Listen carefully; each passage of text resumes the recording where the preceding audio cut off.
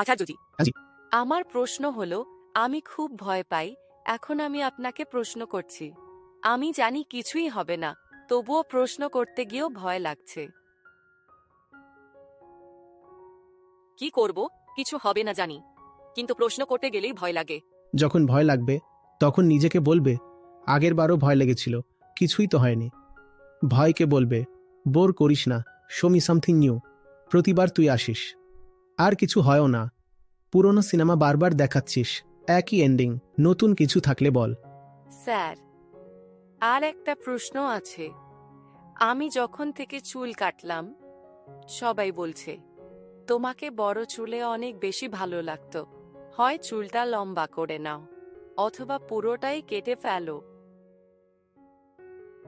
ওর চুল এখন ভালো লাগছে নাকি লাগছে না? খুব ভালো লাগছে। কিন্তু আমাকে তারা কি বলছে তাতে আমার কিছু যায় আসে না। কিন্তু ওই একটা হয় না। কিন্তু পরে আপনি যখন বাড়িতে, ডাউট এসে যায়।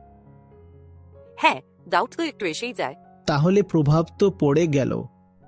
ওই চুলের সাথে অনেক পুরনো জিনিস জড়িয়ে ছিল। যখন কোনো মহিলাকে বলা হয় যে চুল কেটো না, সেটা শুধু চুল নয়, তো আরও অন্য কিছু আছে যেটাকে কাটতে বাঁধা দেওয়া হচ্ছে তাকে।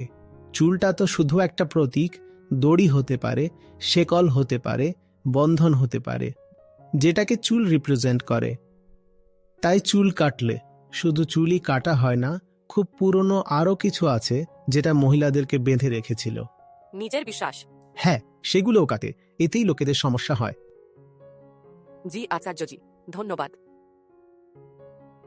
কিন্তু এর মানে এই নয় যে চুল ছোট করা বাধ্যতামূলক। না না, তেমন কিছু নয়। তোমার থেকে তো হয়তো আমার চুল এখন লম্বা, তো চুল কাটতেই যে হবে এমন কোনো বাধ্যবাধকতা নেই। আবার লম্বাও যে রাখতেই হবে সেটারও কোনো বাধ্যবাধকতা নেই।